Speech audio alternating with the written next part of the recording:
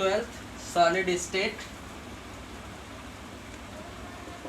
Solid state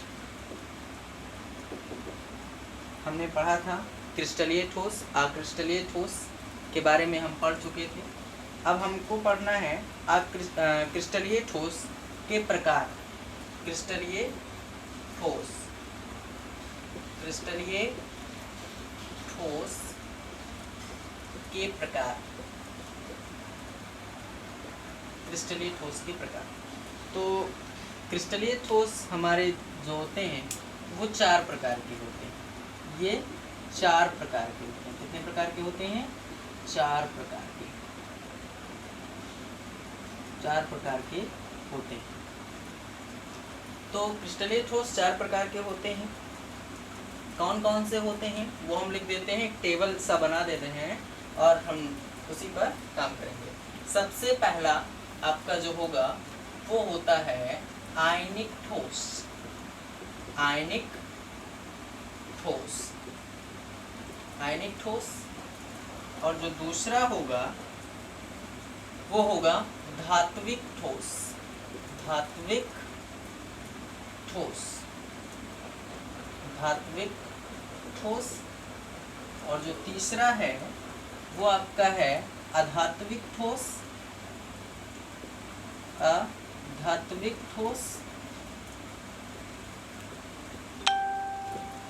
और last जो आपका है वो होता है आणविक ठोस, आणविक ठोस। यानी कि 4 प्रकार के क्रिस्टलीय ठोस पाए जाते हैं, 4 प्रकार के क्रिस्टलीय ठोस पाए जाते हैं।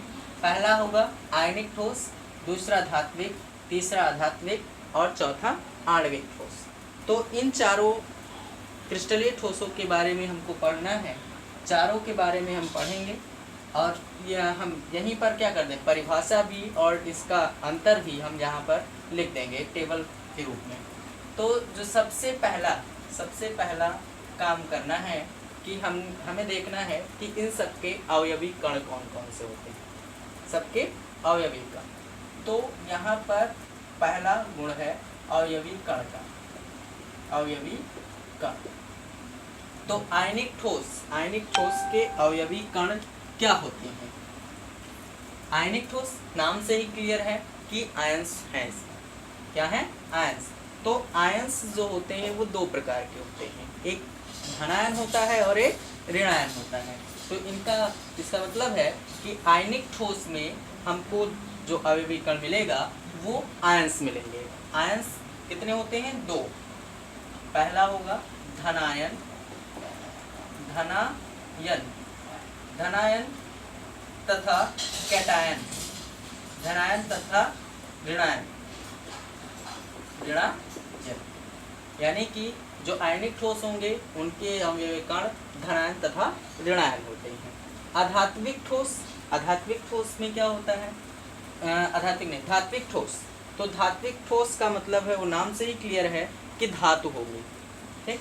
तो धात्विक ठोस में जब 2 धातु आपस में मिला दी जाती है, जैसे मिश्र धातुएं होती हैं, वो सारी की सारी धात्विक ठोस होती हैं। तो इसमें आपको मिलेगा धातु और धातु,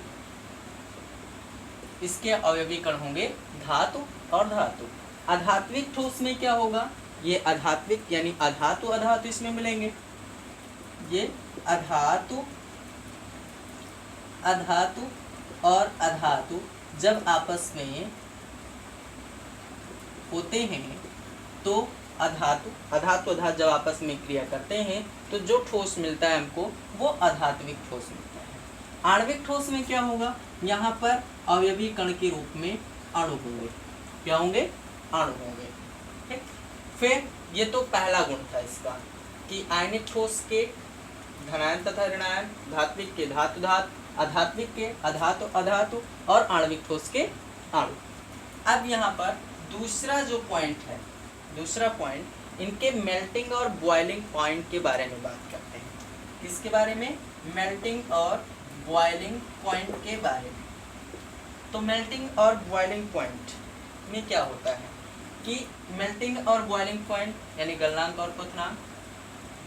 तो आयंस के बीच में जो होता है वो बल लगा, तो इंटरमॉलिक्यूलर फोर्स होता है, वो कूलाम के बल के बराबर होता है, वो यानी कि बहुत ही प्रबल बल होता है। अगर कोई चीज़ मजबूती से बंधी हुई है, अगर कोई चीज़ मजबूती से बंधी हुई है तो उसको तोड़ना क्या होता है, आसान काम नहीं होता है, यानी कठिन काम होता है। तो इनका मेल्टिंग और बॉइलिंग पॉइंट, जितना बल स्ट्रांग होगा उतना ही उसका मेल्टिंग और बॉइलिंग पॉइंट ज़्यादा होगा। तो यहाँ पर मेल्टिंग और बॉइलिंग पॉइंट क्या होता है, उच्च होता है, उच्च होता है। मेल्टिंग और बॉइलिंग पॉइंट उच्च होता है। फिर धातु अधातु, धातु आपको पता है कि जितनी भी धातुएं होती हैं उनको हम हाई टेम्परेचर पर ही उनको पिघला सकते हैं या द्रवित रूप में कर सकते हैं। तो यानी कि इनका भी जो मेल्टिंग और बॉइलिंग पॉइंट होगा वो उच्च होगा, उच्च होता है।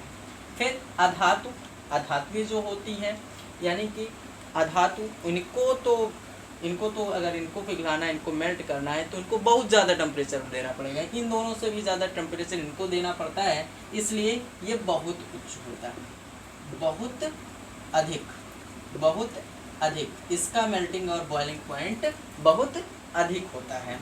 फिर आगे चलते हैं हम यहाँ पर आणविक ठोस में।